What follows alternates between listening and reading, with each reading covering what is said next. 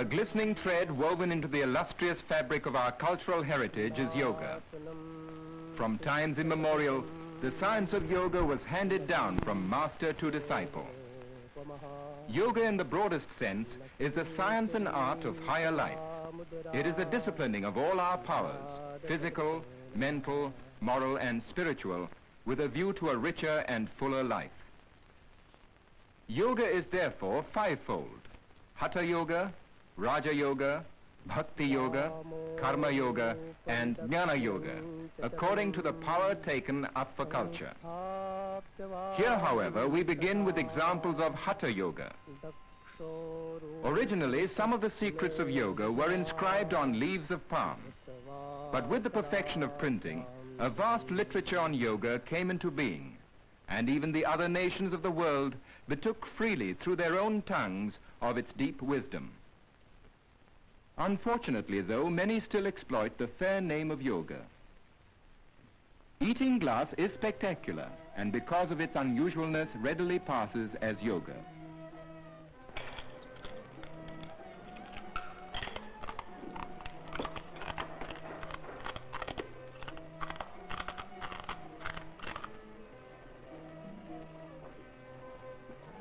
Any audience will watch such a feat in wide-eyed wonder, and more so when the performer follows it with undiluted nitric acid. But these exploits aren't yoga. Here's a Swami who is always ready to serve suffering humanity. The secret lies in the talisman. Such earnest meditation means time, and time means money in any language, more so in this Swami's.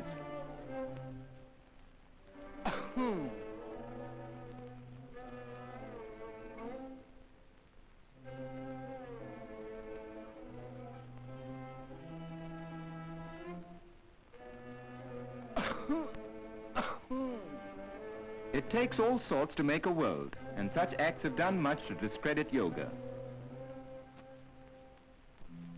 But the genuine followers of yoga are above such petty concepts, for there is no base materialism in yoga.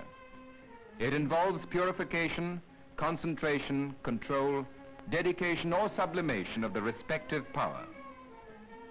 The ultimate aim of yoga is to achieve purity and freedom of the spirit. Yoga then is the science of living a pure and healthy life, physically, mentally and spiritually. To help achieve this end, a set of physical exercises called asanas has been evolved which can be followed by anyone of any age, race or creed. Yogic exercises can be practiced daily by every member of the family, for they serve as the foundation for good health. Practice the exercises in a clean and airy place.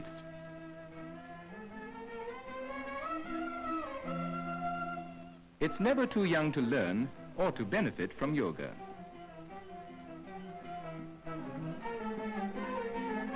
Here is a yoga institute in Bombay which still preserves the ancient traditions and caters to the needs of our countrymen. For the cure of specific ailments, one should seek guidance from an expert who will first carry out a detailed medical examination. Yogic asanas are divided into two principal groups, meditative and cultural.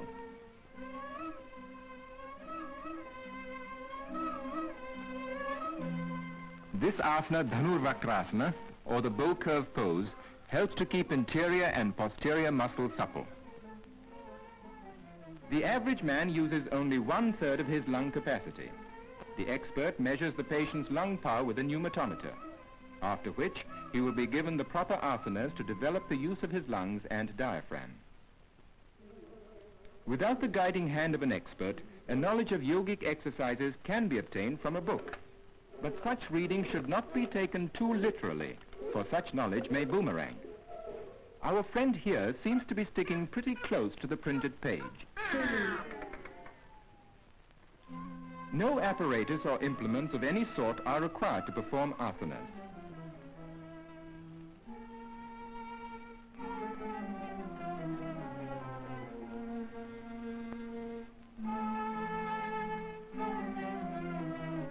Unlike physical culture in the Western style, the accent on asanas is not to develop muscles for the sake of muscles alone.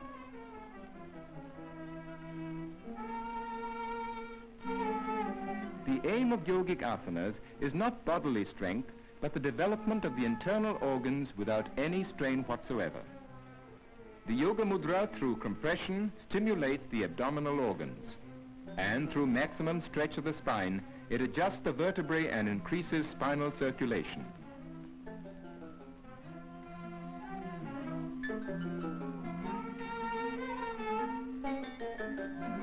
For promoting elasticity of the body, there is no better exercise than Paschimotthana, the posterior stretching pose. This asana, known as Sarvangasana, or the all-body pose, by rapid interchange of blood through gravity and replacement of the abdominal and pelvic organs, helps to combat gastric troubles and constipation. The novice can learn to adopt this position by degrees. If travel broadens one, this man must have been around the world. But the right asanas will take a lot off his mind and other places.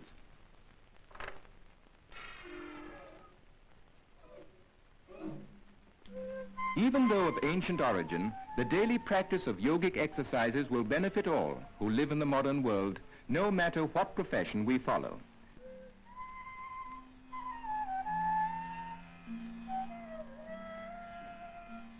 Our friend is still wrapped up in his book and in his asana.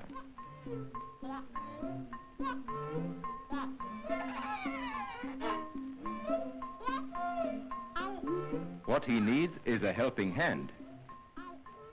Good, he has one to spare. Shirasasana, or the head-low posture, commonly called the topsy-turvy pose, is a form of head-low exercise that requires great skill and execution. Observe its execution carefully. It is, however, an asana that is extremely beneficial to persons suffering from constipation. The Shirashasana must be practiced in moderation by stages, first a few seconds and then gradually increased to 5 minutes. It improves the general circulation, especially in the head, and relieves pressure on the distended or compressed internal organs. It is good for the brain and improves the memory. It is also supposed to prevent gray hair. The beneficial effects of yoga are also enjoyed by our women. Here's the Bhujangasana, or the famous cobra pose, specially suitable for women in the exercising of the spine and abdomen and for toning up the pelvic muscles. Viparita Karni, or reverse process, tones up the pelvic organs.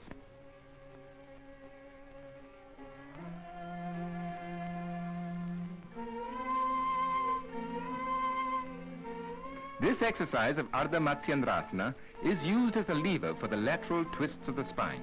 It stimulates brain activity. Such is the success of yoga in the West that a famous ballet school in Europe has adopted many of the asanas as a part of its curriculum.